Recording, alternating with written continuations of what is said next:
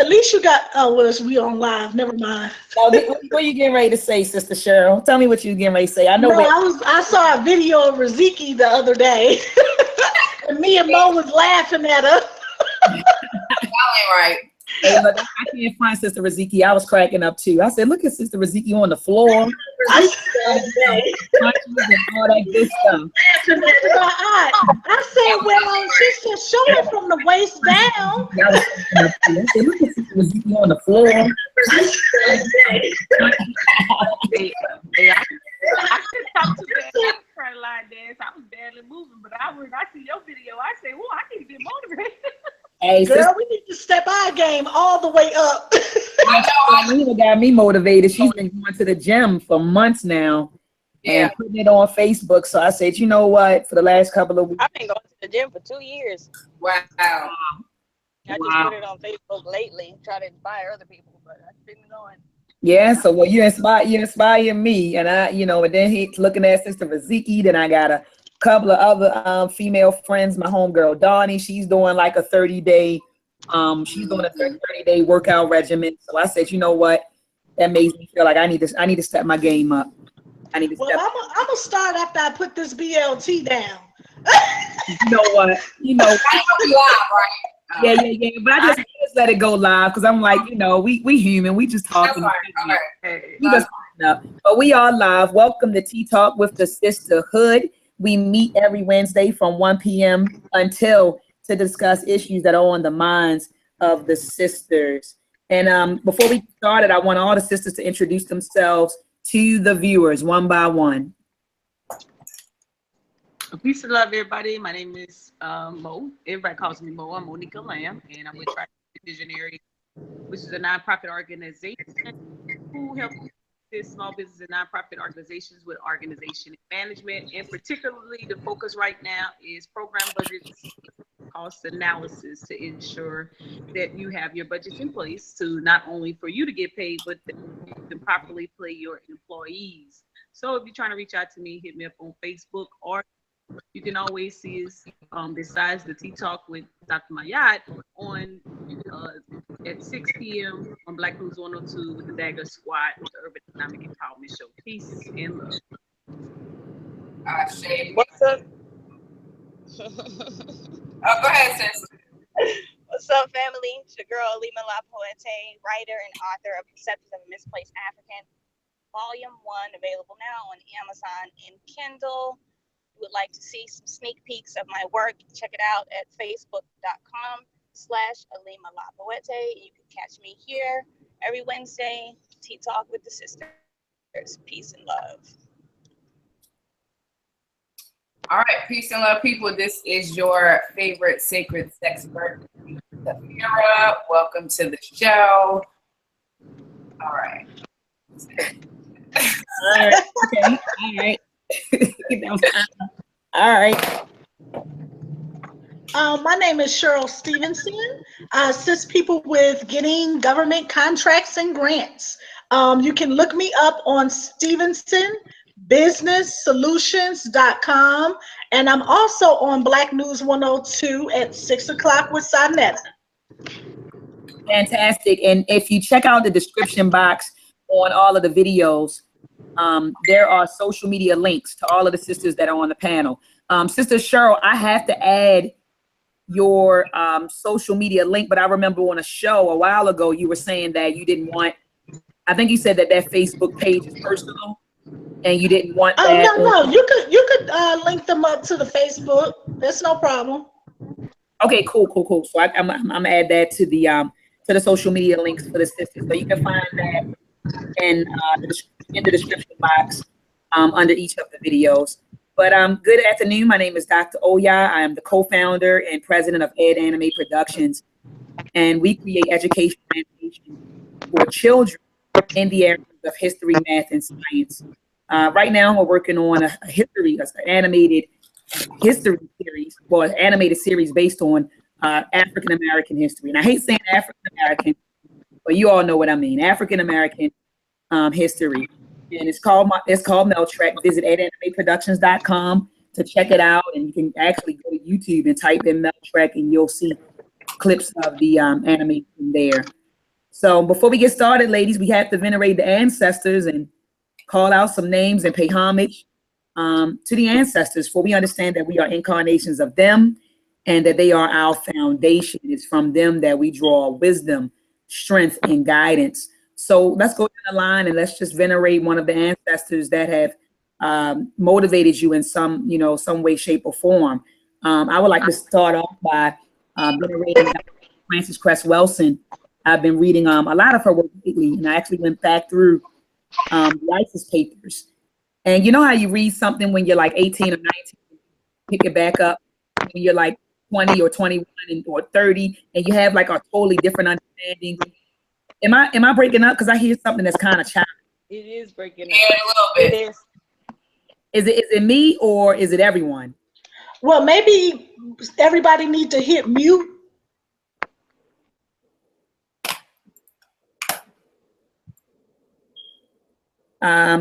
Wow, I don't hear it anymore. Do you guys hear it? No. Well, there, no, yeah, I don't hear it anymore. But after I finish talking, I'll mute my mic as well. But I would like to venerate Dr. Frances Cress Welsing. Ashe. Ashe. Ashe. I'd like to give honors to Miss Ida B. Wells, who definitely was a pioneer in the media and communication industries, and that this is what we're a part of. Definitely got to give a shout out to her. Ashe. Ashe. Ashe. I would like to venerate Dr. Maya Angelou, who for me and many writers and poets is definitely a big inspiration, a warrior with words. Ashe. Ashe. Oh, stop it. The Journey of Truth, Harriet Tubman. Ashe. Ashe. Ashe. Dr. Shirley Jackson, who's an Ashe. American philanthropist. Physicist. Sorry. Ashe. Miss Bessie Coleman and Mary McLeod Bethune. Oh yeah, absolutely. Ashe. Ashe. Ashe.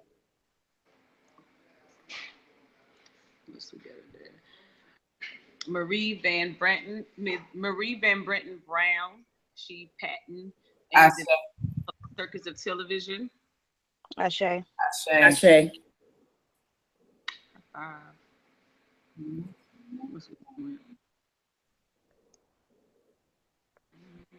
Sister Cheryl?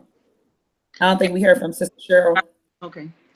Or Dr. Patricia Bath, the optometry inventor. Ashe. Ashe. Ashe. Laser surgery. Ashe. Ashe. Anyone else, sis?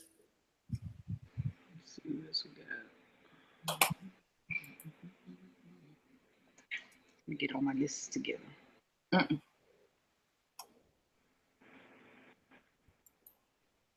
Anyone else, Sister Mo? Did we say Dr. Frances Cress Welsing? Yes. Yes. Oh, okay. Let's go with Betty Harris. She was PhD, so also in the area has area of Breaking up. five tests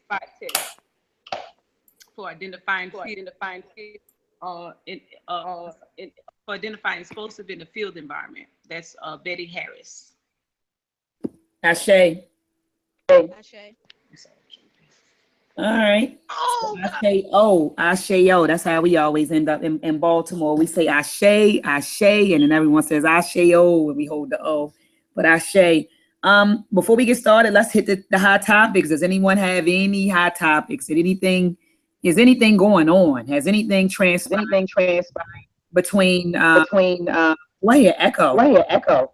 Is someone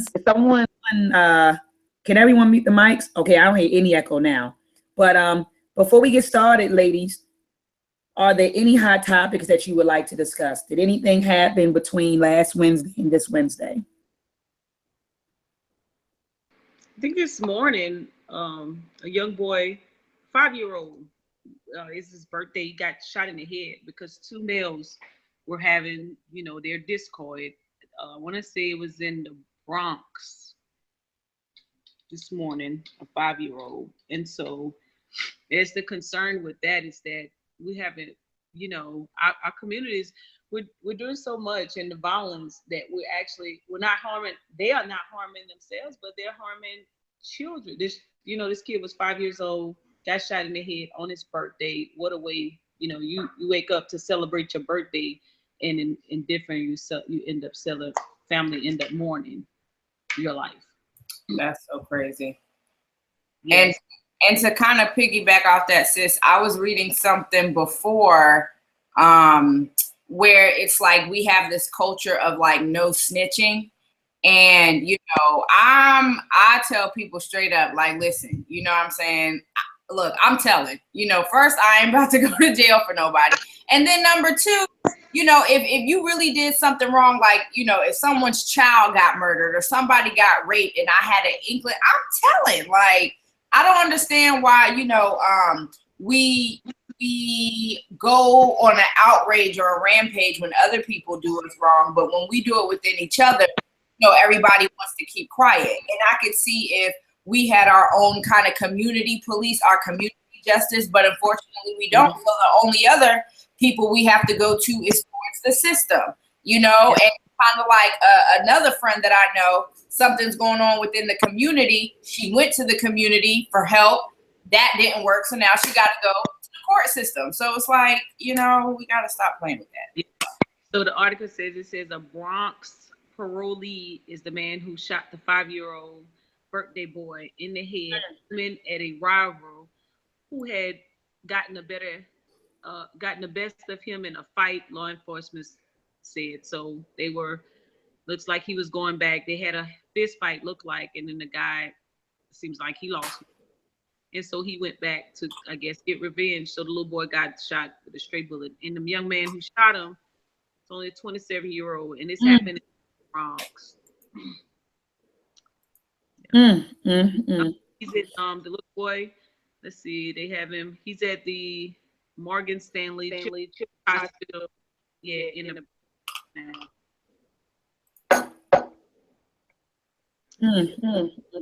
I mean, my heart goes out to that. My heart goes out. There's a echo again, ladies. I don't know what now is gone.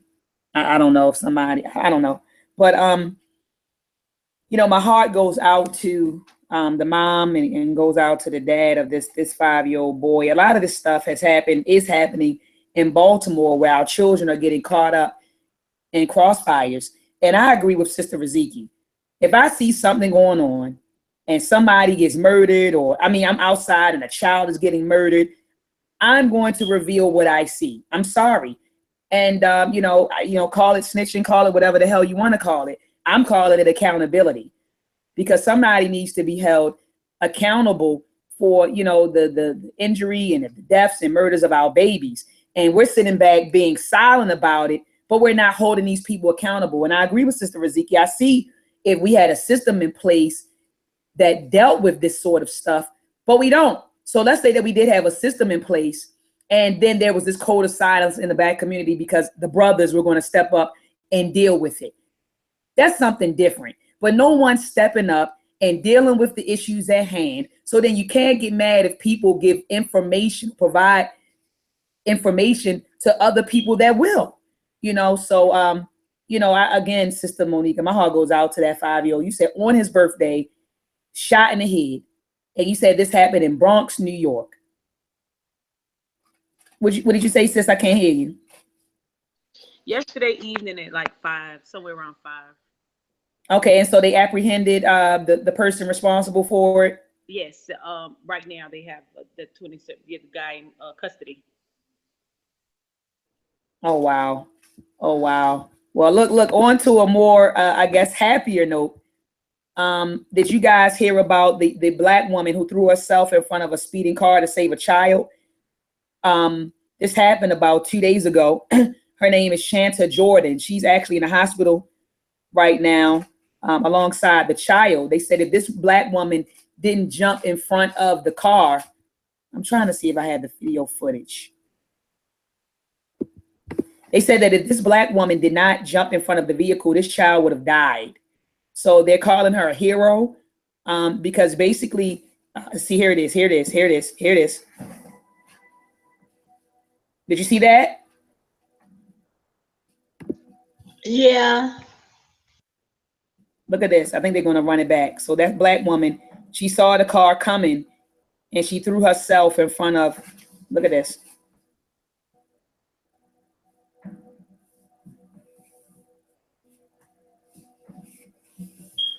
So she saved his life. And I know initially they were going to amputate his leg. So he's in the hospital and they, he had to undergo hours and hours of surgery. And so they thought that they were going to have to amputate both of his legs, but the doctors came back and said that they didn't have to do that. All right. So, kudos to Sister Shanta Jordan. I know that they have a GoFundMe page up for this sister. Just a reward of people, sending in donations to her and donations to her and donations to the family for her, heroic deed.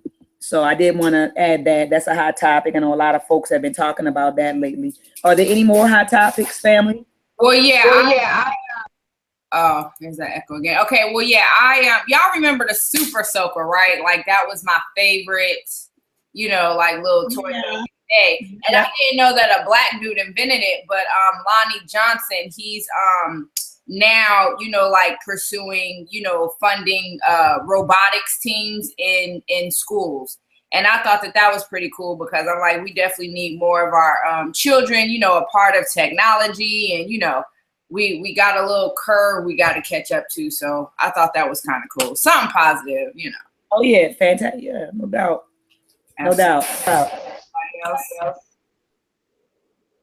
Sister Alima? Hear about is a young sister. I think this happened a few months ago. Maybe it was a little longer, but it's just now updating. And she was 15 or 16, and a group of young girls at her school jumped her in the bathroom, and she ended up passing away. Y'all remember that? Yeah, I remember that. The young girl, she one of the girls that was found guilty, she got 6 months, and there's a huge outrage regarding her getting such minimal time. And I was curious as to what the sisters thought about that. In my perspective, maybe it's because I studied the law and I was a paralegal major, so maybe I understand the law in a way that people don't. So I understand that when someone gets charged, there's a lot of mitigating factors surrounding that. So you have to ask yourself, did those teenage girls intend to take the life of the young girl, or did they intend to hurt her? And then secondly, she ended up having a heart condition that was rare that not even her parents knew about. Wow. The trauma, along with the heart condition, is what caused her to pass. So being basically like if she didn't have that heart condition, she would not have passed. So I'm just wondering what the sisters think. Do you think that's a suitable charge, or like how do you feel about it? So they jumped the girl. You said they jumped the girl, and she ended up dying, but it wasn't as a result of the beating. It was a result of the fact that heart condition. Right. Yeah. But it was a mixture of the two because the beating caused the trauma to her heart. See what I'm saying? So it's a compilation, but ultimately it's her heart, that was the issue. And they got 6 months. Yeah, 6 months and like 300 hours community service. I think that sentence was rather light. Sister Alima, in my opinion. How old were the girls? 15, 16, like her. Okay, so they were minors. And their intent wasn't to kill the girl. You might have just words and got it. I mean, just like we've all got in the fight. I'm gonna go out and come back in, make sure. Okay. So I'm wondering, do we need to drop out at a time and come back? Yeah, this is why I after a certain age I got scared of fighting, because you just never know. Like, you know, there was one time I got in a fight and I was, you know, the girl had a hole in her heart and I didn't know until afterwards, you know, and I remember like, you know, how I was, you know, fighting her, you know, and I just really felt bad. Like, dang, what if she died? You know what I'm saying? Like, I really felt bad after I was done with her, because I was like, what if she died? And, you know, you just never know. So I don't know. We just got to teach our children, man, like, there's got to be another way. And I understand too, like, even growing up, well, see, I never jumped nobody. I always hated people who feel like you got to jump somebody. Like, I'm a one-on-one type of person. You know what I'm saying? Like, but at the end of the day, we just got to teach our children a better means, because you don't know what's going on in people's life or what they got going on pre-existing. And so I don't know how those girls feel now. Like, you probably didn't mean to kill her, but you did. So, you know, how do you feel for the rest of your life? Do you feel any kind of remorse? Do you feel okay? You know, I mean, that's my main question, because you just never know with people. Do you think that the sentence was rather light though, Sister Razika, like 6 months and, you know, community service? Do you think that was kind of like I do, because here's the thing. At 16 years old, I knew I knew how I fought. So if I'm going to jump somebody, it's going to be some damage. Like, I don't care what nobody say. When you jump somebody, you trying to do some real damage. You may not mean to kill them, but you trying to do some damage. And absolutely, the fact that, you know, she died as a result, because if she wouldn't have got jumped, she probably still would have been alive. So it was something added on to her heart issue. I do feel like that was like, I do. That's a whole life that's gone. Cause y'all don't know how to, you know, talk stuff out or at least one-on-one or something. I do think it was too light. That's not okay. I agree, too. I mean, the general consensus is that she should have got this like at least 10 years or some shit like that. I don't agree with that. But I don't agree that the sentence is light, though. I agree with that. Yeah. But for instance, say if she a year, maybe two. I don't know. But after that, there needs some follow up. Like, you gotta understand, even though you was young, like you killed somebody. You know, it should be more than 6 months for sure. That's crazy. I don't know how people can. Yeah, I'd probably like to see what precedent, like what did they use to back up the sentence. Did they kind of plea, or was it, you know, what precedent or what case was used to kind of that's because normally they base it off of prior. They'll use whatever case with best punish fit the crime. So to see that too. Yeah, a lot of Now, I have to ask the teams, because I don't know. Yeah, Sister Monica said she can't really hear you. Sister Alima, I think computer. Mute your mic real fast, Sister Alima. I think it's your computer, Sister Alima. I don't know. not on the computer. Is it your phone? You have YouTube computer, then it's gonna echo. So you'd have to mute if you want to watch the chat, and you have your phone up at the same time, then it's gonna echo. Oh, so explain that to me, Sister Monica. If what happens? If you have your the Google Hangout up on your computer and the YouTube, then it'll echo, and so you have to just pause the YouTube and just let the chat run.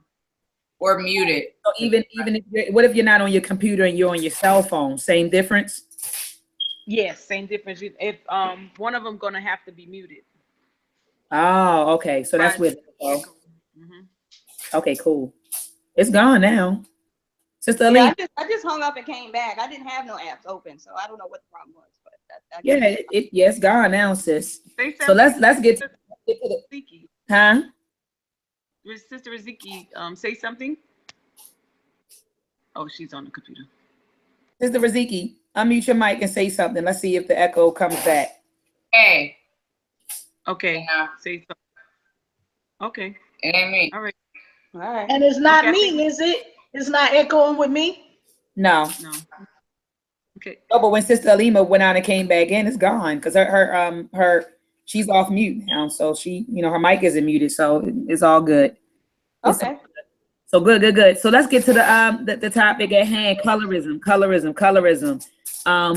I called Sister Alima a couple of days ago, just asking her if this would be a good topic. She's been posting about it on Facebook, and I want her to share with you guys the post that she created. And it seems like after she posted about it, I started seeing people talk about this light skin versus dark skin, or preferring dark skin women and men over light skin men and women. And so I said, Sister Alima, we should have a show about this. So she was like, cool, let's do it. So Sister Alima, can you share, with the viewers and the listeners, your thoughts on colorism? I remember it was a Facebook post and you went in, talking about it. So could you share your thoughts on that and what prompted you to create that post? Well, I had been seeing a lot lately. Typically we're used to the promotion of lighter skin and the demotion of darker skin. But lately I've been noticed as the influx of the conscious community, if you want to call it that it's been reversed. So it seems now that darker skin is being heavily promoted, which, don't get me wrong, it's nothing wrong with that. But I don't still feel that we're in the times where we were as far as colorism is. Now, some people still have their issues, but as far as like the media portraying it the way that they used to and how it was real heavy in like the 90s, it's not like that anymore. So I just didn't understand why is it happening. And then I noticed a few Instagram model chicks on Instagram were saying how people were taking their pictures and photoshopping them and making them darker. And they were upset about that because they didn't get it and I didn't get it. Because the sister's thing is, I'm already dark skinned and beautiful. Like, why do I need to be darker? Does that make me more beautiful? And in turn, making the sister who's light less beautiful? It's like, when will we get to the point where everyone's just happy in their own skin? Because African people have always and will always be a variety of shades. We'll never be one color. We never have been. So that was my issue. My post was saying many are acting like the white man with this need to promote darker skin over light, playing the same game that he taught you in reverse. Africans will always be a variety of skin tones. It's 2017, but many still have an 80s, 90s mentality when it comes to complexion. Grow up. And that's how I feel. I just feel it's childish and it's not necessary. It just causes more division. I agree 100% with you. It does cause more more division. You're right, Isaiah. Can you take that in the other room, honey? But it does cause more division. And it's sad that we're still battling or still dealing with colorism. And in our sister chat, Sister Monica asked me, she's like, look, Doc, she said, can you send me some articles, about this? And so I did a quick Google search and she started clicking on articles and started reading them. And she was like, I cannot believe that this is still a problem where you have, light-skinned people feeling like they're discriminated against, or dark-skinned people feeling like they're discriminated against because of their skin tone. Sister Monica, can you elaborate on some of the things that you read that kind of alarmed you? Yes, it seemed to be the same. It seems that both the light and the dark are having the same discrepancies with society. So it's almost like in one season, it's all the everybody was high-fiving all the dark people, and then in another sense, it's like putting down the light skin. Then the light skin gets high-fived, and then all the dark skins get put down. And so what I've learned to do is that I think people have to do is on the spot corrections and not praise those type of behaviors when it actually happens. It almost seems like it's a behavior that's not going to go away for whatever reason. But when it's happening, I think it stems from young on up, in that we have to teach. Like, for example, case in point, last night my nephew, it's some kind of little app on a tablet, and so he was playing through the apps and he was bringing up pictures, and it was some pictures of guys, and so he was like, look, Auntie Mo, I want to look like this guy. And I was like, well, why did you choose that guy? And he's like, because he's handsome. And I'm like, well, you're handsome as well. He was like, no. And I was trying to get him to say I was trying to get him to really say what I know he was thinking. My nephew goes to a predominant white school. And so I know what he was thinking, but he wouldn't say it. And so I was like, well, let me show you how handsome you are. I said, okay, well, show me some darker men on this, or black people. That's why I say some black people on this app. And so he went to the he went to it, and so he started to show me. I said, okay, now you tell me what's the difference, because I see handsome men in general or whatnot. So he would look at me, and I said, okay, I'm gonna help you get to your handsome state, so to speak. And we're gonna work on that. We're gonna show some things that you need to do. He's like, because I need to get some girls, Auntie Mo. I can't get no girls like this. I was like, he's 8 years old, you know. Well, what about the little girl he bought the watch for, the necklace for? She moved to he still has her. She moved to another school, so he said I won't have no friends because she's gone. So I need me a friend. So in his mind at this age, he's thinking of relationship, and then he's also thinking that he has to look a certain way in order for him to get. Now, what goes on in the school, I'm not sure if how the kids are behaving, but I can almost suspect when I heard the topic come up and I read that article. And my nephew is a light-skinned little boy, and but he just thought in his mind that if he looks like a certain person, that he would get more girls, right? Or he would attract more females. So I really thought it was interesting when you said colorism, because I'm like, okay, I can remember coming through school in these same conversations. I can remember the movies, but in the same sense, I'm like, okay, can we really combat it, or is something that can be destroyed? Or do we just have to continue to just bring awareness and educate our young girls and boys within our immediate reach so that they won't be affected psychologically by it? I listened to the sister video. I had heard of her for the first time when they debated on Sinetta. Rashida, I think her name is Rashida. I wasn't familiar with neither of them, but when I went to her YouTube channel, so I wanted to understand her point of views, and then the other sister as well.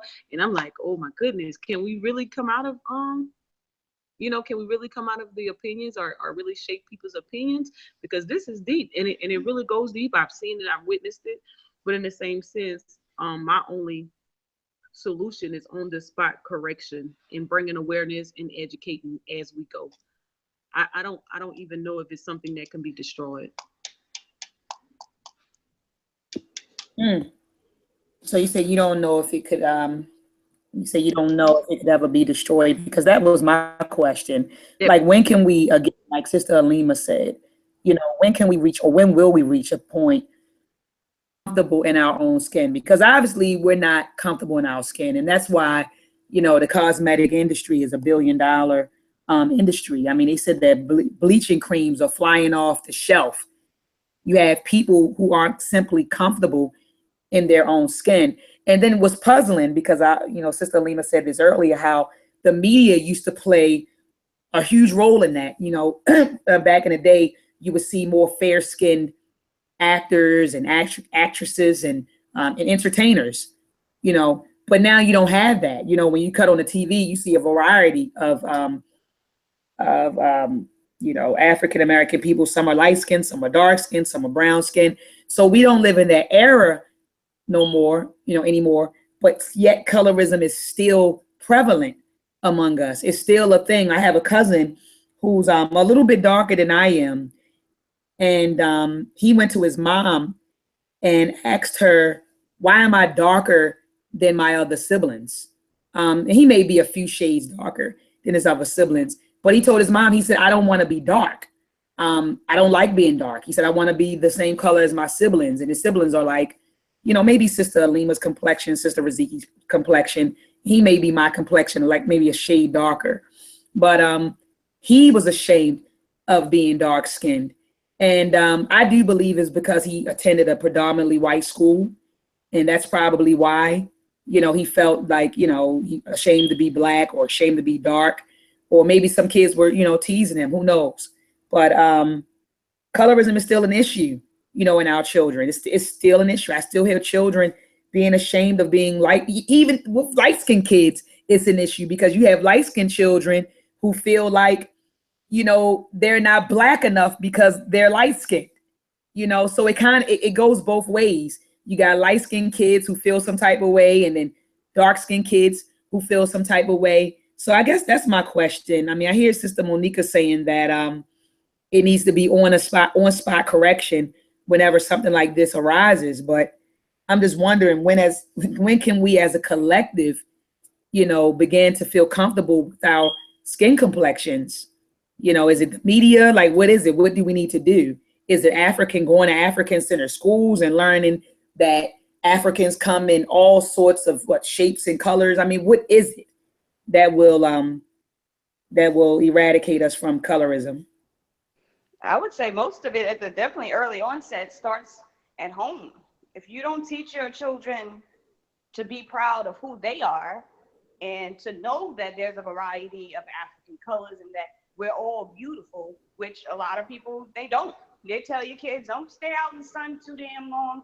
You're going to get black. Put your hat on, you're going to get black. Put some sunscreen on, you're going to get black. So, you know, I grew up hearing the same thing. My mother had issues with color when she was coming up. And we heard the same things. You're going to get black. Stay out the sun. You're going to get black. You know, like it was a bad thing to be dark skinned. But then, like I said, even on the flip side of that, light skinned people have it just as bad, because I have plenty of light skinned sisters who felt that they didn't fit in. And the dark skinned sisters felt that if you were light skinned, then you automatically thought you was all that. So they didn't want to hang with you like that. Yep, it still goes on. And that still happens. That's right. It definitely still goes on. My niece goes to HBCU. Still same conversation. Same thing Sister Alima said. That's why I said it's definitely a almost like a poison that actually just kind of hovers over us. I think that probably when I heard someone said that, I think I watched the clip and the guy said, well, you know, I had a better chance when I was at home meaning he was straight from the motherland, from Africa. And then when I came here, because I thought it was better, but y'all have too much going on with all, you know, but when you're around the same people that looks the same way, you don't really view, you know, you don't get that. So since we are a mixed group of people, a mixed multitude of people, all this extra stuff of either hierarchy or power, what we call power and authority, or control or discrimination or stereotypes becomes a factor for some type of control, or wanting to be in kids, probably in the kids, it's probably a popularity deal sometimes, or it's just a matter of just being there. I know we have all different shades in Louisiana. We just all kind of mixed up a little bit. And we everything I read in that article, the whole yellow bone, light bright, all of that, say it all the time, you know. And it's for some people, you don't know that it was a hurting deal, you know, and or that it shaped their self-esteem. And I think sometimes that matters a lot. Do you know that when you call somebody light bright or yellow bone or red bone or black sheep or something of that nature, that it affects them, or they're hurt by it, or they don't feel comfortable with you calling them? And as a child, you may not be so easy to tell someone that, hey, I don't like when you call me that, or is this really affecting me? And I think, and then it kind of lingers, and then it goes into adulthood. I mean, to this day, I know to this day in my family, I have an uncle, and we probably still call him Yellowhead. You know, does it affect them? You know, I don't even really know. I probably need to ask him, but we do. You know, I was the only dark female for a very long time. You know, so I always got called black sheep or whatnot. And so I just kind of like, you know, I don't know. Some people you kind of brush it off like, yeah, whatever, you know. But then others, it really affects them. So I think we're choosing different stereotypes. Are we choosing little different nicknames or name calling? We don't really realize what we're really doing to people. And so I think going forward in conversation, especially in youth groups, that's one of the conversations they need to have. Do you understand that when you say this to someone, what it can actually do to them? Because in their mind, they may not really understand it. Because as much as I would like to think, young people or people in general are not tuned in to Dr. Mayatu's talk, or Rashida's darkism, or anybody who's having a real conversation of how to combat it or how to bring healing to the situation. They are in their own reality worlds and watching those reality TVs. And they're not talking about that on there, but still and yet they're still dealing with social phenomena or social behaviors that deals with it. And so that's the hardest part, that we have our communities who are dealing with the same issues and are actually expressing it now that are not tuned into us. And so I think when Sister Alima said, let's start a group to help with these sisters who are reaching out for healing or help or the conversation, then that's those are methods or steps that we could take to bring about healing. And do you think, and I want to pose this question to the panel, and Sister Alima and I talked about this on the phone. Do you guys think that there's anything wrong with having a preference, like preferring a light-skinned guy? You know, this is just an example, light-skinned guy over a dark-skinned guy. Like, do you guys think that that is anything wrong with that? And I throw that out to you, Sister Raziki, because you and I talked, and you were telling me how before the show, you were like, you know, back in the day, you said I discriminated against light-skinned guys because I felt like we thought they were all that. Well, yeah, not only that, I'm going to say that it came from a couple of places. Now that I'm more grown and I can really be honest with myself. So, yes, number one, I was only interested in men who were my complexion or darker. I did not or was not attracted to light-skinned men, not only because of, like, I had this assumption like they all thought that they were all that. But sometimes what would turn me off was also noticing the light-skinned men who would try to take on dark skin attributes, like how they talk, you know, and I know that's weird, but this is how my mind is thinking. And then three, it was a self-esteem issue too, because I thought that I was too brown to date a light-skinned guy, like a red bone guy. And I thought that, you know, a light-skinned guy will be attracted or more so want a light-skinned woman because, you know, that's just how it is. I felt like the colors should match. Brown with brown or dark and light with light. Like, that was my mentality. And so even in adulthood, and there would be some light-skinned brothers hollering and I'd be like, no, because I just, again, still felt that they came with a certain kind of attitude and mentality. You know, and so now that I'm over 30, you know, and it ain't, dating doesn't get easier. I'm like, okay, let me. Look, you said I'm gonna take what I can get at this point. Hey, I don't care. Well, I mean, I still got my standards, but I also understand. Yeah, but I also understand too. I could have missed out on a really good guy because, you know, he was too light for my preference, and I do prefer brown and dark skinned men. That is my preference. Now, if a light skinned brother came and just, you know, I'll give him a chance, but that's just been my preference. Maybe it started from an unhealthy foundation. You know what I mean? So, like I said, now I'm just more open. Yeah, and you know what, Raziki, I'm gonna add to that because I've always liked chocolate bald head men. All the way from high school on up. Yes, honey. Had to have me a chocolate guy. And I was like you, I didn't want a light-skinned guy. So I guess I was the reverse of you. I was like, I don't want two light-skinned folks together. Yeah. So I wanted me a little chocolate dark, you know, guy. And that's typically what I dated. But guess what? Like you just said, I missed out on a good guy because I was looking for all the chocolate bald head men. Wow. And now I'm engaged to a light-skinned guy. What? Yes, girl, who is, you know, he's biracial. So he has a white mom and a black dad, but he looks more white than anything. Right. So I ended up with this guy and turned out to be a great, great guy.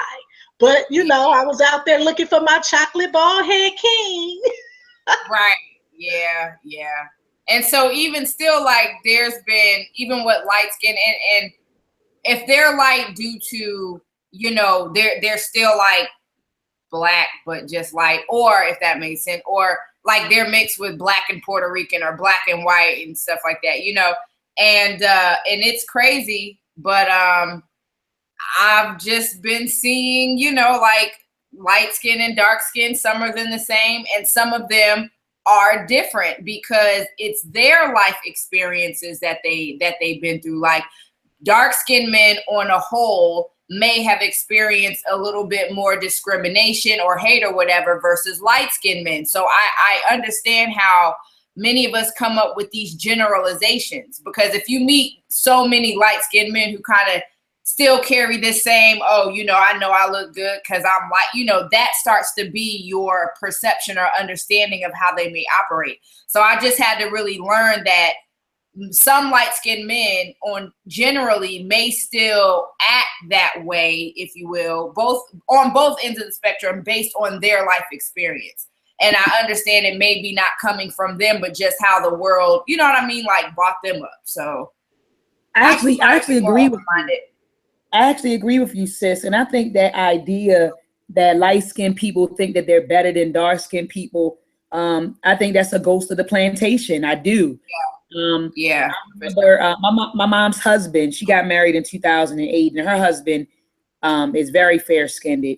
And I remember like members of the church, they were telling me about his husband and his family growing up in Baltimore. They were like, yeah, you know, that family, they were very uppity because all of them were light-skinned. So the church were telling me, you know, that he came from this family, everyone was light-skinned, and they were kind of surprised that he married my mom. Everybody's light-skinned and everyone's uppity. And I'm not saying that light-skinned folks don't, you know, may not be uppity or operate like they're uppity, but I really believe that that's the idea that came, because remember, you know, on the plantation, we were separated based on color, and going into this whole Willie Lynch thing, because I don't even know whether Willie Lynch existed. I know that, you know, the Nation of Islam brought out the letter, and they were saying that, you know, that the slave masters would manipulate us and turn us against each other based on our differences. But I don't think that that's far-fetched either. I don't know whether Willie Lynch ever existed. There's no evidence of him existing, but turning us against one another based on, you know, our differences, to me, again, that's not far-fetched. But we did on the plantation discriminate against each other based on skin color. Remember, if you were lighter, you know, you thought you were all that because you appealed to white folks. You know, you look more European, right? Because you were lighter, or you probably were the son and the daughter of the slave master. So, you know, I think that whole, go ahead, Sister Raziki. And I want to point this out too. This is like a confession, right? So going back to what you said, you know, the whole mixing slave master, whatever too, for me, because I was so like, you know, pro-black, if you will, like if you're, you know, if I found out you was mixed, I'd be turned off, because I'm like, ew, I don't want that DNA, you know, like in me or mixing with my child. And I mean, it can get very extreme, you know, like I stopped dating a brother because I found out he had a child by a white woman, you know, and I was just like, you know, so it gets really, and he was light skinned, you know, so it's just, it could be a sickness. I don't know. I had some serious encounters with colorism. And I ain't gonna lie, I was the main ones not liking light skinned folks. I ain't gonna lie. So I'm glad I didn't meet you in high school. Yeah. I mean, I had light skinned friends. Like, you really had to prove to me. You know what I'm saying? Like, I just automatically assumed you were this way. Now, if you was cool, you know, of course, but yeah, I mean, that's just what it was. I don't know. Is light skinned and biracial the same thing? I don't think I don't think so, but I do understand some people are light skinned because of the, you know, like in their ancestry, like, you know, you got some white up in you, European. So Hey, I always say I am untainted. I am fully black. Right. You know, like break, Cheryl. Oh, whatever. But is it wrong to have a preference? Like, is it wrong to say, hey, I prefer, you know, a light-skinned guy over a dark-skinned guy, or a dark-skinned guy? Well, just don't let it restrict you. That's all I'm saying. Because we can have like men can have a preference for a woman who got an apple bottom. But, you know, if she's a good woman and got a teardrop, you know, are you going to let her not having an apple bottom miss your opportunity on getting a wife? You know what I'm saying? So like, Exactly. I agree with Sister Riziki. That's when it becomes an issue, when you strictly concerned about your preference, and if it's not your preference, you're not interested. That's when it becomes a problem, because you're going to miss some good guys, like Sister Cheryl said, because of that. Exactly. You and I, Yeah, I get past. I probably passed up a whole bunch of them because I have preferences, not for color though. It has to. I love athletes. You know, it's just and some and outgoing, that type of thing. So I know I passed up some, but I knew I wasn't gonna be happy with them because I like sports, and if they didn't like sports, I was like, that's not gonna work. yeah, I just feel like, you know, I don't think there's anything wrong with having a preference, but when you start making like a generalization about what you don't prefer, then it becomes an issue. So like, you know, if you say, well, look, you know, I only date light-skinned guys because dark-skinned males are ugly. I mean, you get what I'm saying? That now I have an issue with that. You know, or if you say, well, look, I only date, you know, dark-skinned guys because light-skinned guys are ugly. So I just feel like there's nothing wrong with having a preference. right. You know, until you start making generalizations about what you don't prefer. Now, the main issue that I had growing up, you guys touched on it a little bit. The main issue I had was people judged me before I even opened my mouth. You know, and it's true. A lot of people thought, oh, she thinks she all that, you know, and I definitely never thought I was all that, you know, but and I traveled a lot during my early years in school, and I found myself up north. Now, when I went up north, believe it or not, I was judged more harshly up north than I was in the South. So Wow. I grew up in New Jersey, Alabama, and Mississippi. I kind of migrated through those three states. But when I got to New Jersey, in East Orange, New Jersey, I went to Orange High School, and what ended up happening was I was a cheerleader. You know, I did the stereotypical stuff that, you know, people say light-skinned folks do. So I was a cheerleader. I was a little popular because of that. But when I first got to the school, I had to go to the freaking principal every day because I had to walk home from school. I was always, you know, girls were always talking about, I'm going to get you after school. I'm like, for what? And I can't fight. So I would find myself in the principal's office often because a lot of females prejudge me, or maybe they, you know, thought I said something, or just looking at me, just basically prejudging me and wanted to fight me all the time. So that is the issue I dealt with more up north than I did in Alabama and Mississippi. I never really dealt with that in Alabama and Mississippi, you know, as far as saying she thinks she all that, you know, but it is a weird dynamic when you get to the colors, the dark, the light skin, the long hair, the short hair, you know, it's just ridiculous to me. The textures of the hair, you know, to me, hair is hair. Yeah, and I want to add to that, Sister Cheryl, how like we've been trained to think certain things or certain features are European. Like if you're light, that's a European feature, to be light. Or if you have thin lips, oh, that's European. If you have a thin nose or a narrow nose, oh, that's European. I mean, you get what I'm saying? Like I just feel like, or if you have a certain, like you said, hair texture, then that's European. Or you might have European in your, you know, in your ancestry. Like or the shape of your butt.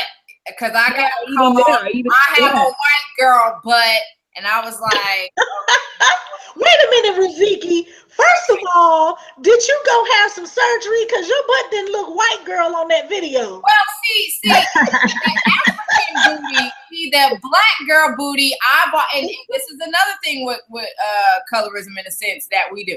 the African booty is round, it's apple-like, the white girl booty, which is what I've been, told, that I have the teardrop, like it's, it comes and then it cuts, it comes down and then it cuts. So, we, in going back to Dr.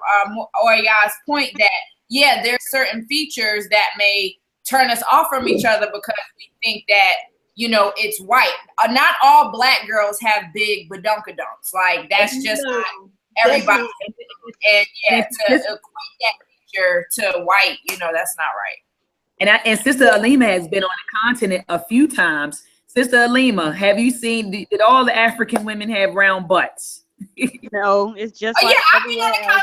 Too. They all like everywhere else. It's just a variety. It's a variety of shapes. Exactly. And when you guys went, and I know Sister Raziki, you've been a few times too. Yeah. Did you guys see an array of complexions when you went over to the continent? Dark skin, brown skin, light skin. What did you see? I did see an array of color, but I will be honest and say, at least in Mombasa, Kenya, I did not see a lot of red bones. I saw people who were like my complexion, maybe a little lighter, but what we would call like red bone, like what's that basketball player name with the wife and he's all like nice and he's young and Steve Curry. I forgot his name. Steph Curry. Yeah, I didn't see anybody like light like him, but like Jada Pinkett light or Will Smith light, yes. Okay. What about you, Sister Alima, when you went over to, I believe, Gambia, right? In Senegal? We went to Senegal. I would say from my experience going to East Africa and West Africa, it's definitely a big dissension. There's a big difference because as we know, a lot of East Africa as well as North Africa is very Arab. Mm-hmm. So when you, in comparison to the two, you talk about Arabs and then you talk about actual African people, which of course they're Africans too, but y'all know what I mean. But when we talk about the Africans in West Africa, of course, for the most part, I would say they were a variety of darks and browns. Like Ziki, I didn't see a lot of red bones. I might have saw one or two, right? But overall, it was pretty much a variety of brown shades and darker shades. Now, I will say in the Arabs, though, there is a variety of Arab shades. Yeah, there's a lot of dark Arabs out there that the average person would look at and say they were Black. But they're not. It's hot in Africa.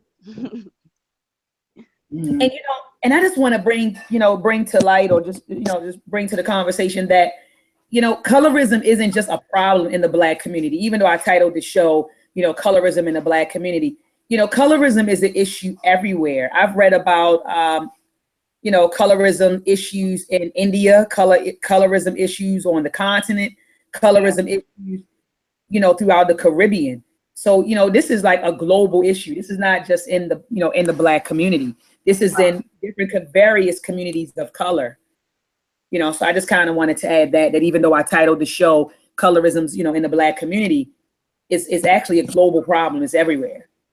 But you're right, because even like for instance in South America, and they have South Americans who are like darker than me. But they also, and in Mexico too, and they talk about how it's this thing to kind of whiten out the family. Like they'll make sure that the darker people will marry lighter people so that the children can get, lighter as time goes on. And then on the flip side, I also saw, and I'll see if I can find it, but this Hispanic girl who was light, she was crying real hard because she wanted to be brown. She wanted to be darker. So she didn't like her light skin. She felt that brown skin. Let me see if I can find that. Because I love that video. I felt so bad for her. I felt bad for her. I was like, oh no, make her Black. I know. I felt so bad for her. But, but it goes to show, like you said, it's definitely on both sides of the spectrum. I never saw the video. So she wants to be brown skin. Like she wants to be, she was crying like real bad crying. Yeah, it was. Oh my goodness.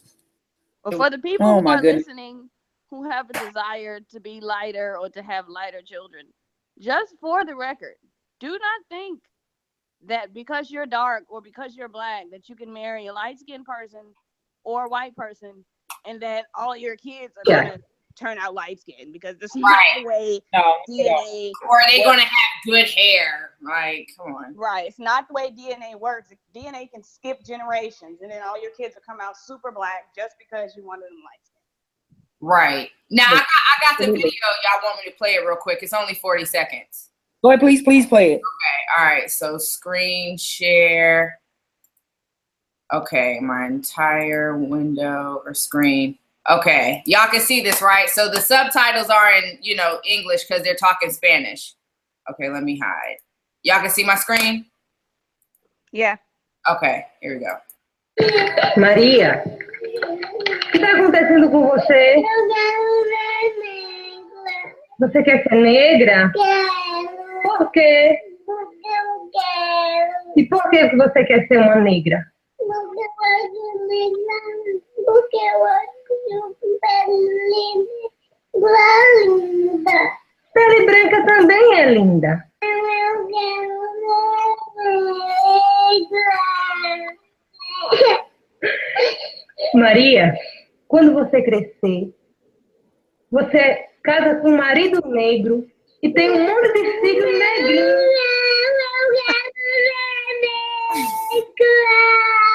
I know y'all saw that. She's like, I want to be black. And then her mom's like, but you can marry a black man and have darker children. She's like, nah, yo. But see, her mama's filling her up with that pseudo judo, because that ain't true. She can marry a black man and all of those kids come out looking just like her. Yeah, that's a fact. We don't have any. Stop telling our kids shit like that, man, because they grow up to be adults who think like that. I'm gonna give me a Brazilian chicken. Oh, my kids are gonna be tropical and beige with this floaty ass hair, and that's so damn stupid. That's not true. Yeah, that's very. And I agree with that. Like, you can't. We don't have any control over that. That's not the way. Like she said, that's not the way DNA works. That's not the way genes work. That's not the way it works. We have no control over it, unless you want to go get your children, have your children through in vitro fertilization, all that crap. Where now, you're choosing your eye color and all of crazy. Unless you want to genetically modify your children. Other than that, you don't have any control over it. Yeah, that's sad when you got to take it that far. But that's how like the self-hate is really real. Exactly. Even like when I went to Jamaica, I wasn't understanding. This was like in 2000, I think. 2002 something. But I didn't understand, like when I would go and I would see like, black people and their faces are lighter than the rest of their body. And I'm like, well, what's going on here? And then that's when they start the whole skin bleaching thing, really started taking form. And there was a lot of reggae artists. I think Bob's Cartel, I had so much respect for him, but now I just don't, because he bleached his skin. And there's quite a few celebrities, like they're pushing this agenda, I'm having these celebrities in Africa bleaching their skin. And, they pushing it on everybody else. And it's just, it's just very disheartening. Absolutely. And then, when we, it's crazy that in 2017, to me, I mean, that we're still having, conversations about light skin versus dark skin. Sister Raziki, please play the clip from School Days, because, Spike Lee had a film called Not Do the Right Thing. This was called School Days, in the early 1980s. And in that film, he addressed colorism, and light skin versus dark skin, straight hair versus, curly hair, and he addressed that in School Days. So go ahead and enlarge the screen. Well, I can click on your screen and enlarge it. Let's play. Okay. Yeah, I can see, right? Yeah. Do you have the entire clip, like because this is 59 seconds, but do you have like the song where they talk about? I don't have the song. I just got the part where they came down the hall and they going back and forth with the names and the hair and all that other stuff. So okay, no, I don't have. Let's watch the clip. Okay. The word is excuse me. Nobody told you to stand in the hall either. Excuse me. That's better, Miss Thames. It's not real. You heard. It ain't even real. Girl, you know you weren't even born with blue eyes. That's right. Blue contact lenses. You're just jealous. Jealous. Rachel, I've been watching you. Look at you. You're not slick. If that was true, he wasn't much to look at. Pick your Nanny Barbie doll. High yellow heifer. Tar baby. Wanna be white? Don't start. We're gonna finish it. Oh, snap, honey. Yeah, so you heard that. She's called the girl, the dark skinned girl, she called a tar baby. Yeah. Called the light skinned girl a high yellow heifer. Yeah, you wish you had hair like this. Picking at me. I'm like, Lord. Yeah, picking any, But like, you know. You know what? I think Tashina Arnold was talking about that one day, and she was just saying how her and what was her name? The one that was just on there with the light hair, Gina. Tisha Campbell. Yeah, Tisha Campbell. She was saying how Tisha Campbell would get way more parts than she would because Tisha was light, you know, at the time. So that, yeah, they had a whole discussion about that. I forget what I was watching, but they were talking about that dark skin, light skin thing in Hollywood. Mm-hmm. Yeah, and I believe her. You know what I mean? That was a really big thing back in Hollywood. You know, back in the day, you could hardly find like brown skin and dark skin, you know, actors and actresses. I think who was the one, the dark skinned actor? Everyone was happy. What was his name? Harry Belafonte, is that the guy, or Harry Belafonte is like? Yeah, that's him. He like. Yeah. I don't know. That's him, Sister Alima, right? The dark skinned actor. Mm-hmm. Yeah. So people were. I think that's him, or is it Sidney Poitier? Sidney Poitier, because Harry is light. Yes, you're right. You're right. It was Sidney Poitier. It was Sidney Poitier, and people were happy when he got in Hollywood because he was a dark skinned brother, you know. But prior to that, you know, the only roles that you saw in Hollywood, you know, when it was filled, of course, by a dark skinned person, was like a, you know, one of those minstrel shows or Birth of a Nation or something like that. You know, like if it was a role depicted. We say, Sister Cheryl? The step and fetch it type, you know. Like black skin. Yeah. So if you were dark skinned in Hollywood during those days, like Sister Cheryl said, you had like a step and fetch it type of role. Mm-hmm. Or you was like Sidney Poitier ugly, doing a whole bunch of movies with a whole bunch of white girls. So everybody was happy that he was in film. But I was going to say, because he damn sure married to a white woman. I was like, Sidney? Oh, gosh. But I mean, even the roles that he played, it was white women in those roles. Look who's yeah, that's movies, they was cracking. So. But even the roles too, like even with Tashina was saying, like a lot of dark black women, you know, they were always portrayed as the loudmouth, single, angry chick.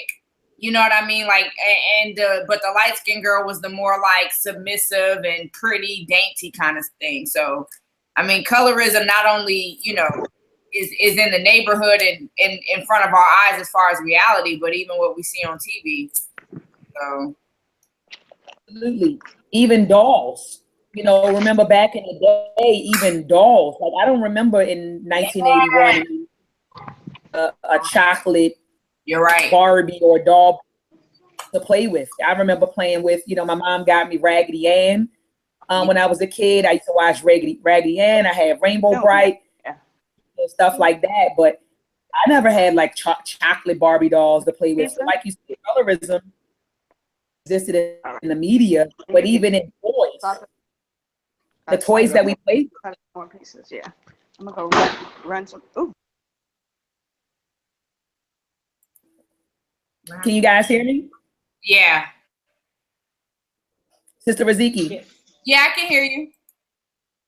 Yeah, I was saying that colorism even existed not only in the media, but even in our toys, but you know? Oh, in the doll. Yeah. No, in the dolls that we had, like even in the doll selections that we there had. wasn't a lot of variety. I remember like I probably had one or two black dolls out of like 15 because it just wasn't a lot out there. And it even brings me back to that one experiment. I forgot who did it, but y'all know that famous doll experiment where they put the white doll and the black doll, you know, or a lighter doll, whatever. Always chose the black doll as the ugliest one, huh? Yes, it was him and his wife who did it. It was a psychologist. Yeah, they did the dog test in the 1940s. What was his name? Dr. Kent. I gotta Google it real fast. The dog test. Yeah, I forgot, but yeah, it's just sad, you know. I didn't know that light-skinned people got it like dark-skinned people did, and I guess I can understand why, because of the assumption, you know, because there's a lot of assumptions with dark people too. Like for me, my automatic assumption was if you dark-skinned, I know you strong, I know you ain't no punk, I know, you know, like you're more down to earth. That was my assumption based on what I knew dark-skinned people went through. And see, that's another reason why I preferred, because it's kind of like, for instance, if I was to date a white guy, you're not going to be able to understand my quote unquote life or quote unquote struggle as a black person.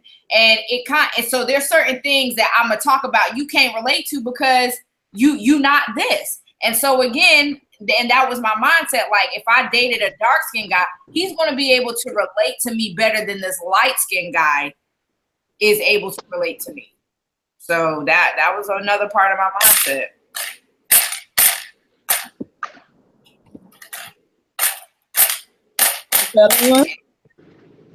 Sister Alima, Sister Cheryl, Sister Mo. I was just gonna say us brown skinned people just always just been in the middle, just stuck. Like, Yeah. She's right. She's right. She is right, because you're not in the, you're not on either one of the, like the end of the spectrum. Right. Because and for me, I was like, I used to be the one who said, I wish I was darker. Like I never was like, oh, I wish I was lighter, but I was like, man, I wish I was darker. Because, and then when I found out, like certain parts of my lineage, there's a possible European, I was just like, oh my God. And I just wanted to become darker. So, it's real in these streets. Oh, yeah. No doubt. So I think that's definitely a conversation that we have to have with our babies. Yeah.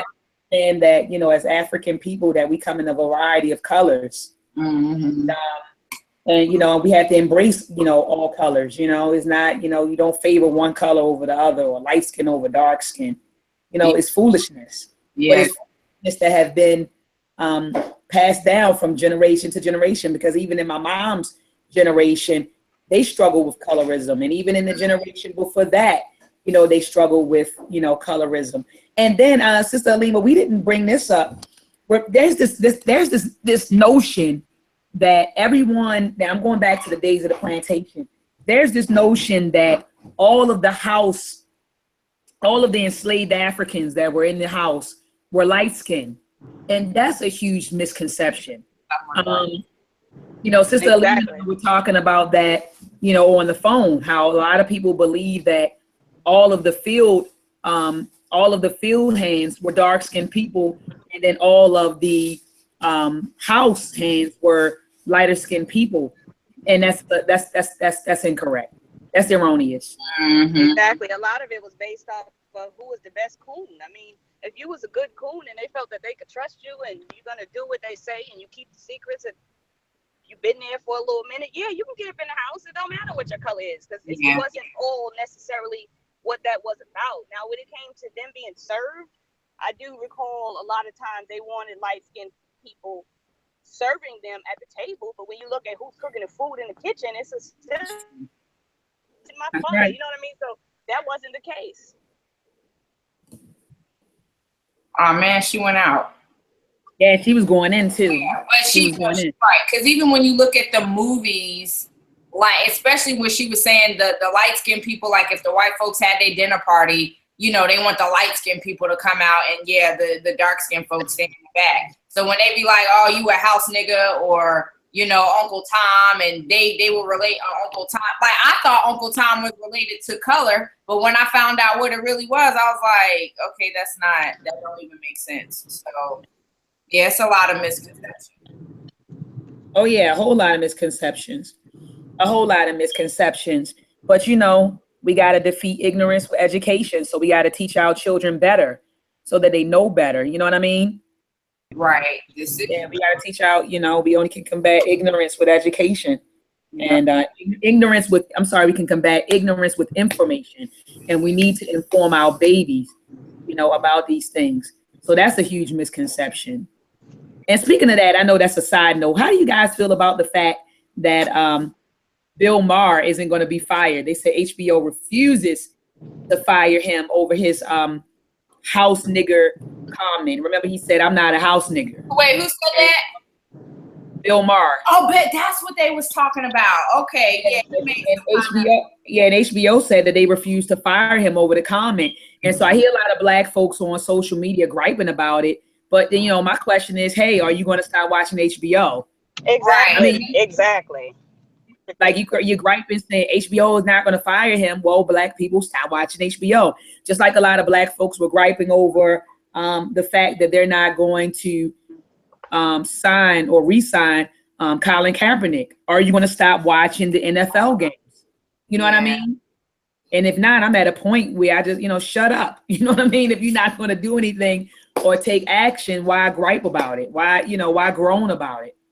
Yeah, and see, my thing, like when I was reading about it too, because a lot of Black people were coming to the defense of Bill Maher, and in the sense of, well, we know that he's not racist, and you know, apparently he's dated Black women. I don't know, whatever. Well, oh Lord. But when you say superhead, are we really talking about Black? I know, but I'm just communicating. You know what I mean? Like the mindset of some of us, and so which is part of the reason why, you know, when you say, well, are you going to stop watching this or that and the third? And the answer is no, because they, you know, this is how they feel. Like, listen, we know he's not racist, and then two, I'm gonna talk about this word nigga. Right. But I just want to, you know, I think sometimes we become so hypocritical because in one sense, just like we will piss and scream and riot over white folks killing us, but not do the same when we kill each other. I feel like it's kind of the same thing when it comes to the N-word. I do understand that there's more of a sensitivity because of how it was changed from, well, I don't know, I'm not an African scholar, from Naga or Nagast or whatever to nigger to the slave master and then today. But of course, it's like, what do you do if another Black person call you nigger, like disrespectfully, like nigger, you ain't and then a white person says nigger, you're not, you know, like it's the same intent of you ain't shit, you know. So if I'm going to get mad at a white person, I'm going to get mad at a Black person too. And the reality is we don't. So are we hypocritical in that? Because for me, I moved to anybody could be a nigga to me. I don't care if you white, German, whatever. It's a certain mentality, a certain thought process, and a certain attitude. Niggadom is for me. That's why I call it niggadom. So that whole, I don't know. I don't watch the dude anyway. I ain't got cable no way, but it's just we have to be consistent, I think, is my point, because we get mad over something when based on who does it, and I'm just, I don't know how to take that, I guess. Well, I mean, with Bill Maher, I know a lot of Black people think they didn't gave him the honorary,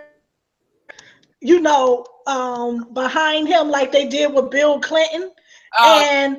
Yeah, that's what they did. They look at Bill Maher like he's Black. I'm like, the dude is white, you know. So irregardless of what he's speaking about and whether he's a right wing, left wing, whatever, he is still white, and he still falls under that white privilege. So he's gonna, stop it with this honorary white or honorary Black people thing, you know. But we easily give people that if you put on your tap shoes and dance real good, to shake it fast, but then you're an honorary Black person, and you date Corinne Steffens and some other, people, now you're Black.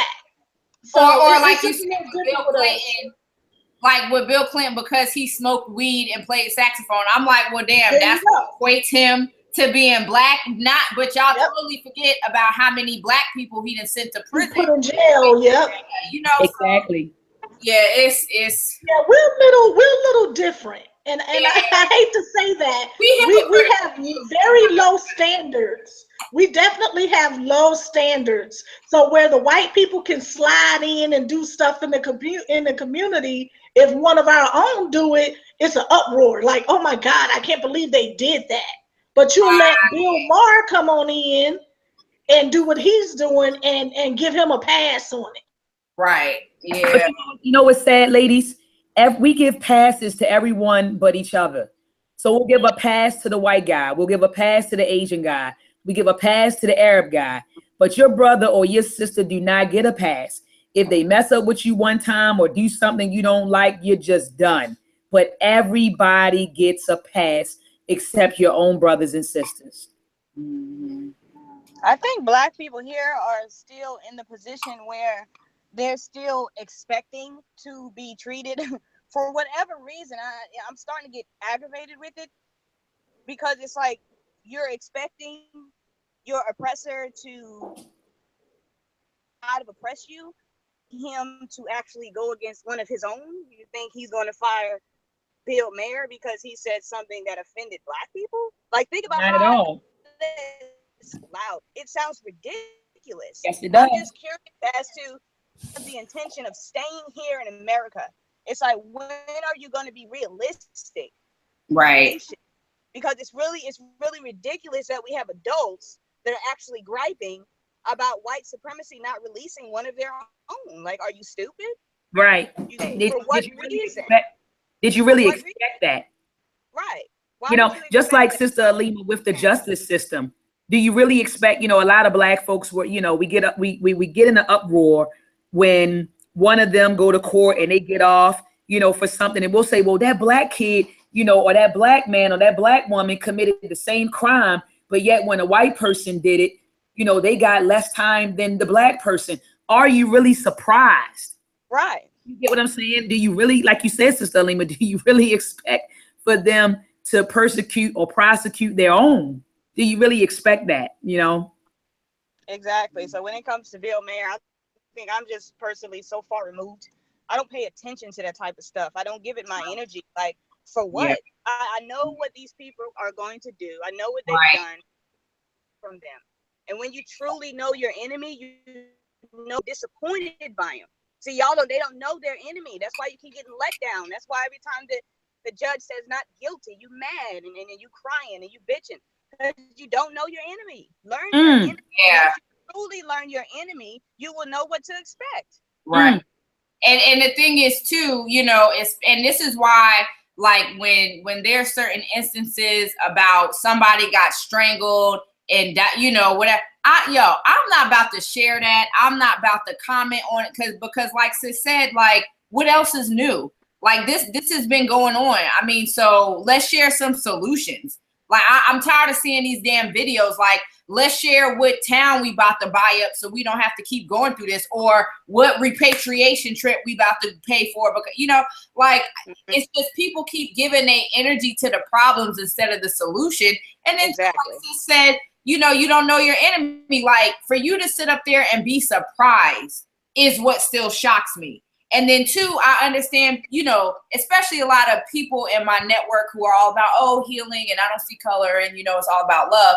Okay, that's cool. But there's this one interview Muhammad Ali said, I think it was Muhammad, and it was just so dope. Like, this isn't verbatim, but he said, now listen, if I'm in the room, okay, and I know snakes bite, they're poisonous, there's a history of these snakes just killing people, and I see a whole crowd of snakes coming to my door. Do you think I'm gonna leave the door open and wait for the good snakes to jump in? Hell no, I'm gonna close the door so none of them get in. You know, I'm not gonna take that chance. And I was like, you know, damn, that really makes a lot of sense. And it's not to say, you know, hate all light skin or hate all dark skin or hate all Europeans based on, you know, what a few did, but let's not be surprised. Like, this is what's happened, you know. Like, get out and stop being surprised. If somebody get killed by a cop, it's no surprise. And you know what? Go ahead. Sister Riziki, I just want to add to what you were saying. I hate it. The hairs on my back stand up when I hear people say stuff like, I don't see color. What world are you living in that you just don't see color? And that's why I think that is the most ridiculous statement. It's a cop out. And I'm gonna say this: a lot of the healers in the healing community, this is one of the reasons why we like, because I'm like, listen, for you not to see my color, that's number one. I want you to see my color because I love my color. I'm proud of it. And number two, that's a lazy way of not embracing our differences. We not the same. Even me and you on this panel, just because our skin tone is similar, we still not the same. So when you sit up there and tell me you don't see my color, that's a crock of shit. Yeah, like, it is a how crock can you of look shit. at me and then not see my color? Like, what kind of X-ray vision you got? You got to see my color. That's stupid. Yeah, I think it is a cop out. I think it's a huge cop out. Oh yeah, but y'all, let's get ready. Raven Simone. Yeah, when she said that, or I don't want to label myself. When I saw you, Oprah was like, well, Oprah already knew, like, girl, you done fucked up now. You about to get some backlash. And Bow Wow too, they said, yeah, it's man, we got to do better. It's out of control. Daggone, I didn't know that Bow Wow made a statement about color. I didn't know that he Stacey Dash. This is what I'm looking at in the chat room. So Raven Simone, and I remember Stacey Dash behind, because I was like, Damon, if you don't get your cousin, because her ass is tripping.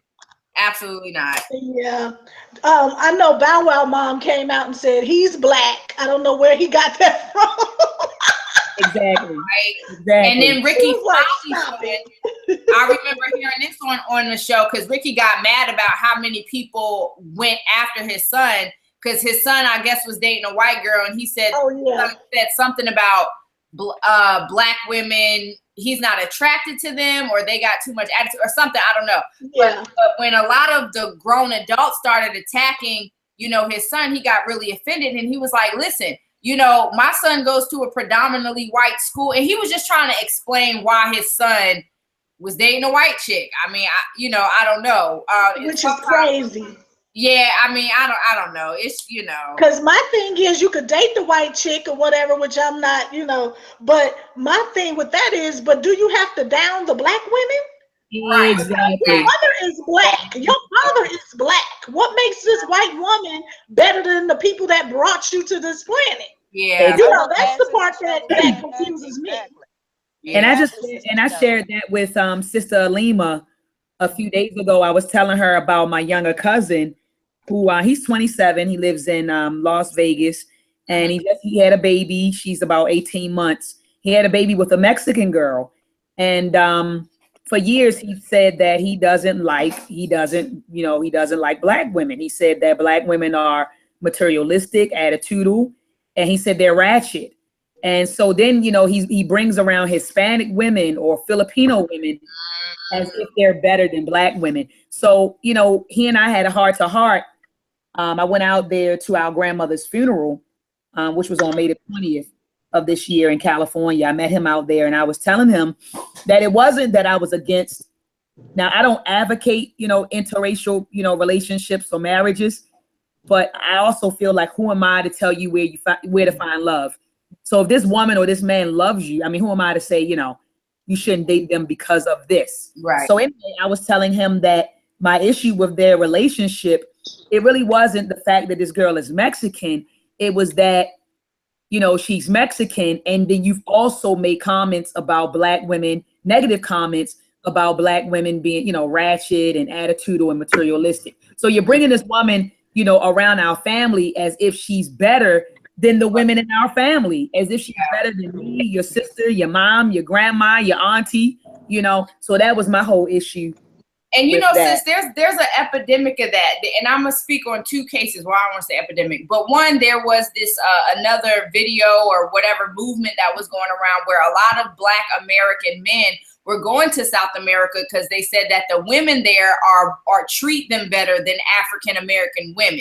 Like they just knew more how to be catering and nurturing and all this other stuff. And then the second portion I wanted to bring up, oh my God, I totally forgot. Wait, the second portion is, and I don't know if this is dealing with colorism, but I also feel like it's more so cultural, where there's a brother I know, he does Ghana repatriation trips, and he encourages that more Black Americans need to marry Africans and vice versa. Like, Americans stop dating Americans and go to another foreign country and find somebody Black and then marry into them. So I know it's not colorism more so, but I also feel like culturism too plays a part in our dating, because for instance, like people from different backgrounds, rather it be your skin tone or the culture you were raised in, the ability to relate and see certain things in a way where it's not clashing and you have a healthy sense of identity. So I definitely think it's more than colorism, but also culturism as well. Because evidently there's some kind of stigmatism that's against Black American women, period. I don't care what shape you are. I didn't even know that was a thing where they were. Yes. And I didn't even know. I'll look up that video next time. But yeah, they did an interview how a lot of Black men were going to South America to find their wife because Black American women are too aggressive. We're not nurturing. We don't know how to support the Black man. We nag all the time. We're too argumentative. And then again, this other brother's noticing that maybe more of us need to start finding our mate overseas that are still Black, but overseas, because apparently the American thing isn't working. So I thought that was interesting. So I'll definitely share that video next time. But yeah, it's definitely something that's being talked about, at least here in Atlanta, where I'm at. Oh wow. Yeah. We'll find a woman on a continent, because Black women over here in America don't know how to. Wow. See, and even somebody in the chat room said, Riziki, my friend wanted me to go with him to Brazil, exactly, to get a wife because they treat you better than the Black sisters. My cousin did that, went to Colombia to marry some teenager. Wow, yeah, see. Yeah, that's another thing. So they purposely going elsewhere to find wives because apparently we're too angry and non-supportive. That's just so funny when people say that Black women are not supportive. Like, that just really hilarious to me. Like, I don't know too many other races of women that's about to catch a charge for your dumb ass, and I don't know that's right. That's about to come down there and visit you on visitation and send you commissary or work 2 jobs because you can't find a job right now, or pay the rent because you can't hold it down. That's a Black woman. That's what we do. I'm not gonna put up with your shit. Yeah. That's what it is. But we and I was gonna say that too. We hold your ass accountable. Like, we gonna let you know, and that's what it is. Like, other cultures teach their women to be quiet or just not, if you see something, don't say something. And I know that has a part to play in it too. But again, this is the mindset in our realm of dating and just how we treat each other. That's right. Wow. That's all I got. Wow. Well, I've been in situations, and one day, Sister Riziki, you said you and I were going to come on Tea Talk and just let it all out. You know what I mean? Things that we've gone through, with the penal system. And I can say that I was incarcerated with a lot of females who took charges for boyfriends. Who got caught with, narcotics and didn't tell. Who got caught with guns and didn't tell. Hell, I was locked up with females who committed, we call it in Baltimore, capers, when you go and rob somebody or something like that. We call it caper. So I was incarcerated with females who we call it a caper, who pull capers with their boyfriends, and the boyfriends got off because they snitched on the girlfriends. This girl was in there, I think she had about 5 years that she had to do. The boyfriend, they robbed somebody and took some things, and he cooperated with the police and told on his girlfriend. And this is not like an isolated incident. I've spoken to several women who were incarcerated, Black women who were incarcerated because they took charges for their men. So they are away from their children, they are away from their families because they were riding and dying. Yeah. Riding and dying for their man. So it's kind of like, I'm with Sister Alima and Sister Riziki. It's funny to me to hear Black men say that Black women aren't supportive. Whenever there's a riot or somebody gets shot or, it's, police brutality, you cut on the news, you go out there, who do you see in the forefront of those marches and Every those time. riots? You see Black women at the forefront of those marches. When you look at the tapes, the black and white tapes from the 1960s and 70s, who do you see in the front of those marches? Black women. When we go back to the UNIA, when Marcus Garvey and them had the newspaper, The Negro World, Black women actually had to take out an ad in the paper begging them to join the goddamn movement. So how dare you act as if Black women don't support you or fight for you? We've always supported you and always have fought beside you. You know, always. We always have. We risk our lives. Because that's what kind of made me so mad with the T.I. thing. You know, you kind of be on the fence with him because one minute he black power, but then you're saying the very woman that took that charge for you, that was willing to go to jail for you, that kind of groomed you and got you to where you want to be. Now you're saying that marriage is holding you back. So what? I don't understand that. Yeah, that's a whole other hot topic. Yeah. I'm like, are you on that good weed or what? He just don't want to be a husband. That's all. He just don't want to be a husband. That's it. That's it, and that's what he should say instead of saying a marriage holds you back. Because he generalized it. He necessarily just say he was talking about marriage in general. But, I gotta be honest. Marcus Garvey in his memoirs, he said the same thing about his wife. He said being married was an impediment. Yeah, I read that too. Yeah, but I'll say why. And I can understand.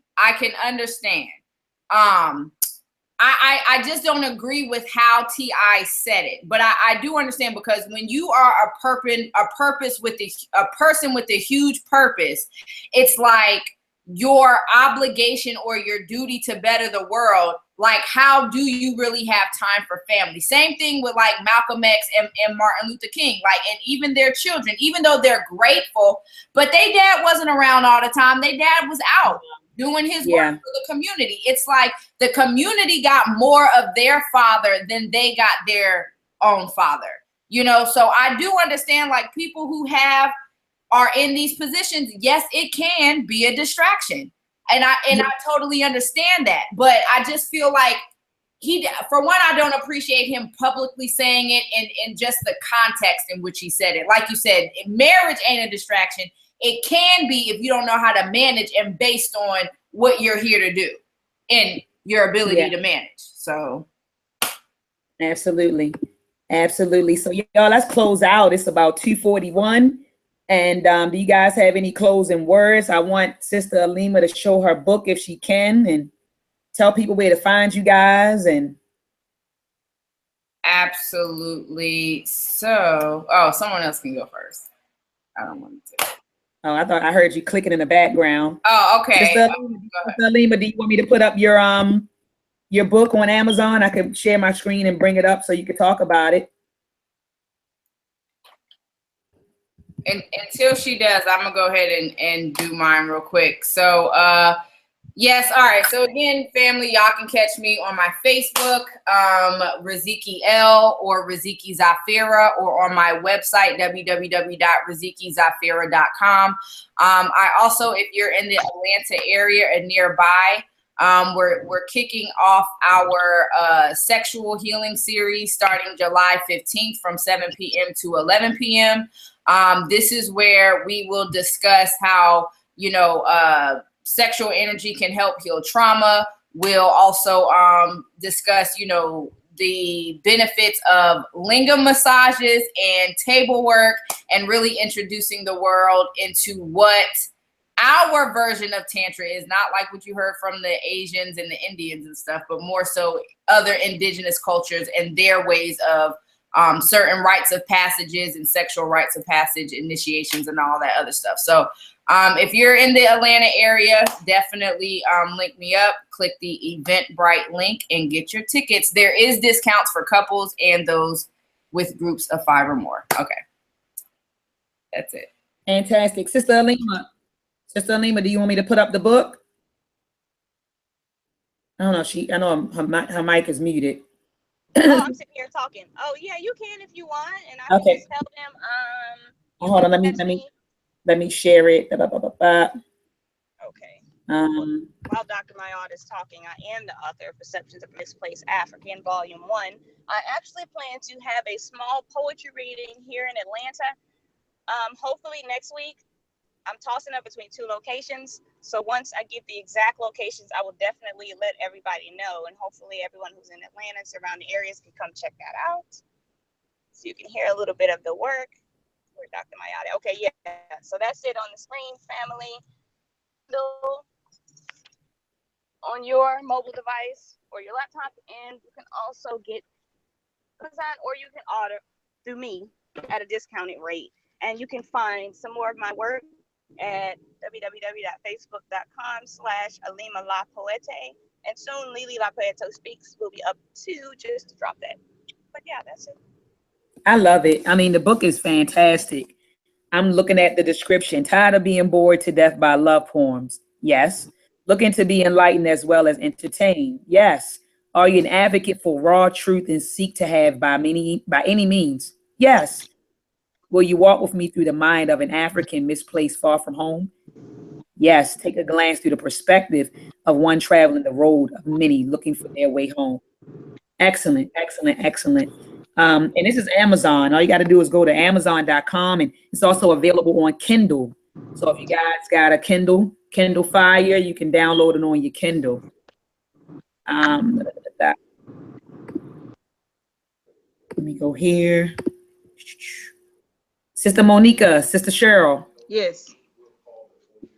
Would you like to put up something and talk about it so folks can know where to find you and how to support you? Same place. Nope, I don't have anything to put up lately. But if they want to reach me, they can email mo-cheryl@stevensonconsultants.com. Again, that's mo-cheryl@stevensonconsultants.com. And we'll get out whatever information. If they inbox me on Facebook on Monica Lamb, then I'll send them the information necessary. Most of the time, I think everybody's looking for government contracts or anything like that. Oh yeah, I do have a class on Eventbrite. It's called Program Budgets and Cost Analysis. I had forgotten all about it. I was about to say that. When does it start, Sister Monica? It's ongoing. I started the first week of May, and I finished the first class the first 2 classes ended last Sunday. I was doing Tuesday and Sunday, but on Tuesdays I'll be doing program budgets and cost analysis at 7 p.m. and you can sign up on Eventbrite. Just put in program budgets and cost analysis. And then on Sundays, Teresa is going to be doing preparing business documents, and both classes are geared towards companies who are interested in doing business with the government or expanding doing business from a contractual perspective. Excellent.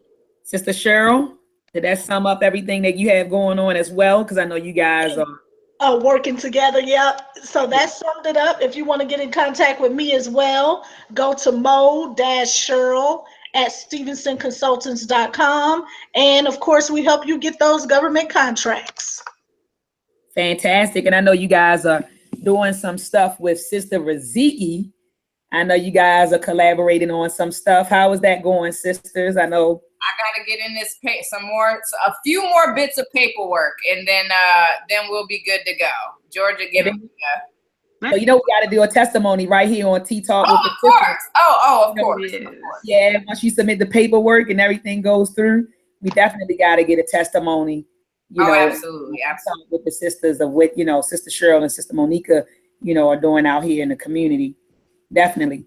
All right, let me share my screen and I'll wrap this up really fast. All right, so this is Ed Anime. This is the website for a company I co-founded with my family entitled Ed Anime Productions. So Ed Anime is short for educational animation, and we create educational animations for children. And right now we're working on a series entitled Meltrek. We currently have Meltrek 1 and 2 available. Meltrek episode 1, pre-diaspora Africa. So children learn that Black history does not begin with slavery. That really was the whole objective of the film, is to teach them that our history does not begin with the Ma'afa, but it does begin with, you know, Black civilization right in Africa. So you can go to the website and check it out, or, you know, get it for your loved ones. We also have Meltrek episode 2 available. In this particular episode, we're trying to dismantle the notion that that Africans came over here only during the transatlantic slave trade. Africans were already here in America. There was already an African presence here prior to the European invasion. And so in Meltrek episode 2, I think that we do a wonderful job teaching children about the African presence in the Americas, and also teaching children about the Aboriginal cultures in the Americas. All orders will ship on Friday. I repeat, all orders for Meltrek episode 2 will ship out this Friday. We get a huge shipment in. Thanks. Yeah, so Sister Monica, yours is coming, sis. I appreciate your support and your patience. But all orders will ship on Friday. So that means everyone will get their DVD at least by the middle, towards the end of next week, depending upon where you're located in the U.S. All right. So Sister Monique, when you get your DVD, I would love for you to come and, you know, give us your feedback on, let me go hide this. I would love for you to give us your feedback on the DVD once you check it out. I want your feedback on it. Gotcha. All right, so that's all I have, ladies. I mean, is there anything you guys want to discuss? Oh, Sister Alima says she's out of there. Look, Sister Alima's gone. But is there anything else you want to discuss, or, you know, next week's show, or another topic for next week? I don't know with the chat room. Let's see what the chat room. We got to shout out the chat room again real quick. So while I'm doing that, hopefully some of us or them can come up with a topic. So we got Lessa Darcy, Do the Knowledge Radio, Calvin McDougall, Delia Briggs. We got Doug in the building as always. What's up? We got Chanessa Brown, Atum Amen. Who else? There was one more that I think. Okay. Brother Asar Winkler, but you call him something else, Dr. Mayat. What you call him? Minister Asar. Minister Asar. Okay, yeah, Minister Asar in the building, and Melanated Power 187. Lisa Hurd, Sean P. Then we got Hatshep Noon. Y'all gotta forgive me. Hatshep Noon Hamuset. Okay, I'll get better. Daughter of Oshun Yemaya. We have Geb, Rochelle, and I believe that is it. All right, fantastic. So thank you for joining us, family. I'm glad that you mentioned Minister Asar. We have an event coming up in Baltimore at the Temple of New African Thought this Saturday, June the 10th, from 4 p.m. to 7 p.m. The topic is white oppression, Black trauma. And if you go to Facebook and just type in Temple of New African Thought, or type in Dennis Asar Winkler, you know, all of the information will be up. In fact, I need to circulate the flyer on my page. But if you are in the DMV area, please join me at the Temple of New African Thought this Saturday from 4 p.m. to 7 p.m. at the Temple of New African Thought. Doors open at 3:30, and I believe that vendors are welcome to join us. So hit up Minister Asar. Peace to you, brother Minister Asar. Thank you for joining us, brother. Peace to everybody in the chat room. And we'll build. I look forward to the build next week. Peace.